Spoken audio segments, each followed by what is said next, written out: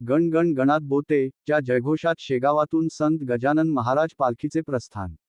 नमस्कार, आपण पाहत आहे पोलीस टाइम्स मराठी न्यूज. सत्य बातमी, ठाम भूमिका. विशेष प्रतिनिधी. विदर्भाचे श्रद्धास्थान संत गजानन महाराज यांच्या पालखी सोहळ्याला रविवारी पहाटे भक्तिमय वातावरणात सुरुवात झाली. गण गण गणात बोते आणि विठ्ठलनामाच्या जयघोषात संत गजानन महाराजांची पालखी शेगावातून पंढरपूरच्या दिशेने रवाना झाली.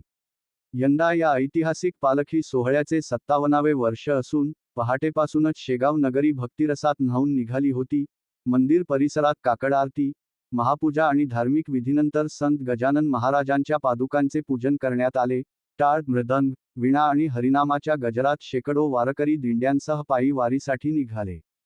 हजारो भाविकांनी पालखीचे दर्शन घेत गण गण गणात बोते आणि पुंडलिक वरदा हरी विठ्ठल च्या जयघोषाने परिसर दुमदुमून गेला. पालखी मार्गावर ठिकठिकाणी ग्रामस्थांनी स्वागत, पुष्पवृष्टी आणि महाप्रसादाचे आयोजन केले. भक्ती, समता आणि एकतेचा संदेश देणारी ही पालखी आषाढी एकादशीपूर्वी पंढरपूर येथे विठ्ठल रुक्मिणीच्या चरणी पोहोचणार आहे.